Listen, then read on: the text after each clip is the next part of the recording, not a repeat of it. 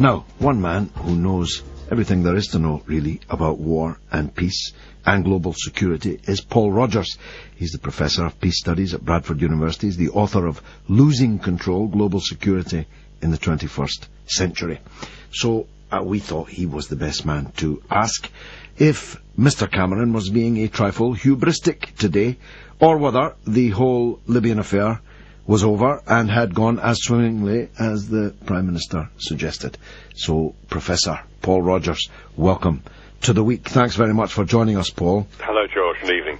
Tell me, when you heard Cameron today, didn't at least a part of you think back to that picture on the deck of a warship done up rather too tightly in pilot's gear of George Bush under a banner saying "Mission Accomplished"? I did actually think that, yes. There was both that, just 3 weeks after the Saddam Hussein regime had been terminated in Iraq, when the assumption was everything was going to go very well. It also reminded me of George Bush's State of the Union address back in January 2002, when the Taliban had gone. And now, of course, we're heading towards the second decade of that war. Mm-hmm. So I think one has, sadly, to be very cautious about really trying to reckon what has happened in Libya and what will happen. One always wants to be as optimistic as possible and to hope that the Transitional National Council will oversee free and fair elections over the next year or two. But I think there's an impression being given by British and French politicians that everything has gone extremely well. We know very little about the casualties. We do know that there were severe worries within NATO and massive relief over the last week to 10 days that Gaddafi's regime has fallen. And in fact, behind the scenes, many people involved are much more cautious of what may lie ahead. But Mr. Cameron certainly seems to see this very much as a success. I think we have to wait and see. I'd be very cautious. I'd like to be able to look back in a year's time and say, yes, it turned out okay, but I'm not at all sure we're going to see that. Paul, let's deal first with whether the war is over or not. Is this just bombast from Gaddafi when he talks about the fight to come, or is there going to be a Donnybrook in Sirte and indeed elsewhere?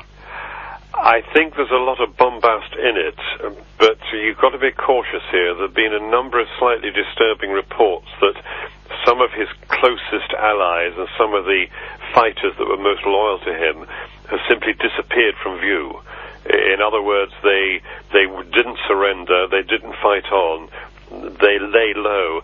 That was very similar to what happened in Iraq, where Saddam Hussein's Special Republican Guard did not fight. They did not take on the Americans. They kept out of the way.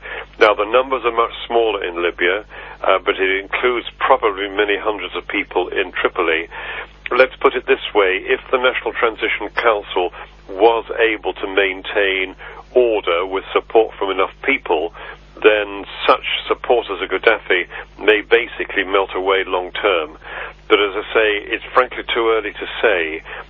One hopes for the best, but I really would be very cautious at the moment.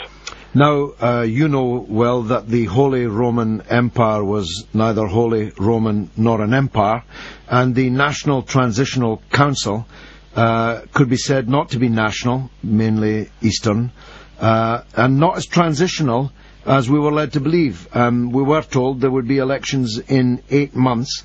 That stretched today to 20 months.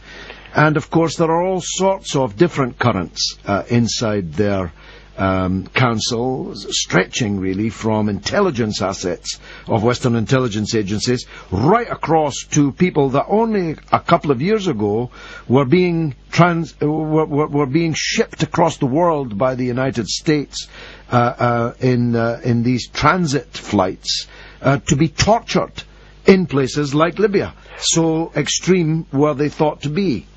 Well, there are two elements to that. One is that it is worth appreciating that prior to the start of this war, just over 6 months ago, Libya was actually remarkably close to the west. November last year, there was a big arms fair in Tripoli, which was run, I think, organized by a British company.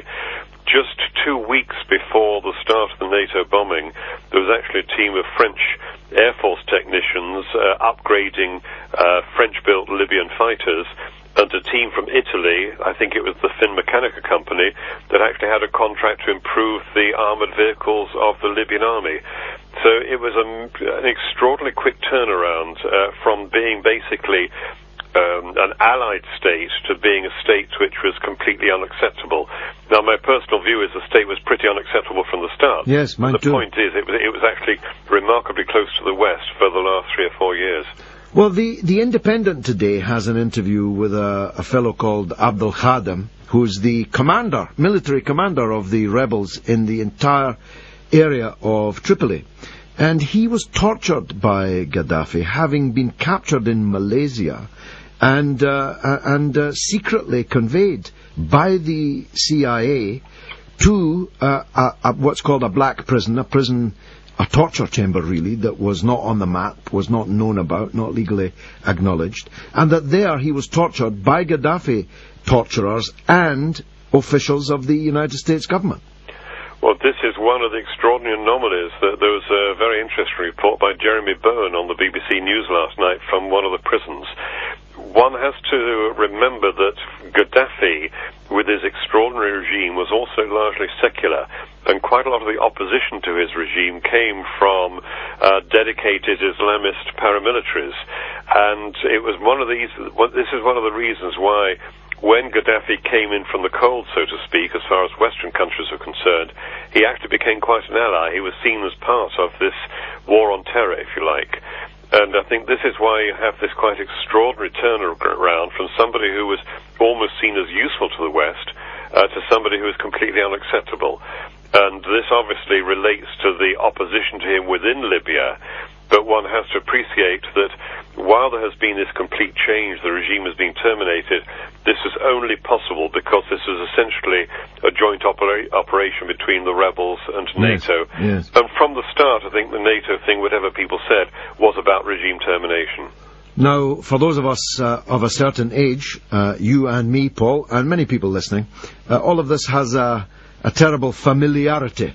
Similar thing to what could happen here in the worst case happened, of course, in Afghanistan on the principle that my enemy's enemy was my friend.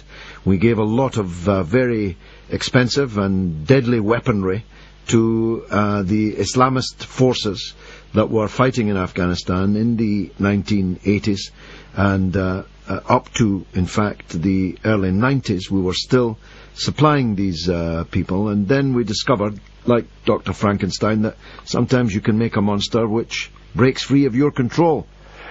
It's certainly a strong argument of what some American writers call blowback, the kind of boomerang effect of what you're doing. It's significant at the moment that we had this report a day or so ago that some members of Gaddafi's family had been given protection in Algeria.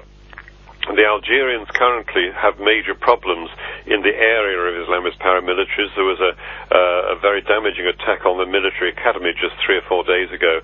And it appears now that one of the reasons they've been very careful in their relations with the National Transition Council is they believe there are some elements within it that actually may be coming from a much more radical Islamist perspective.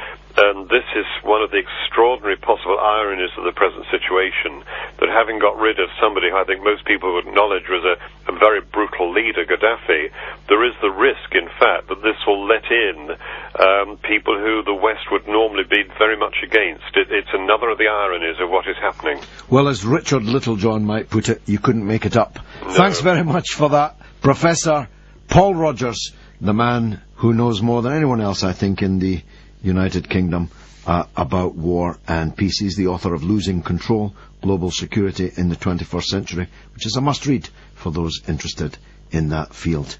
I'll be back right after this.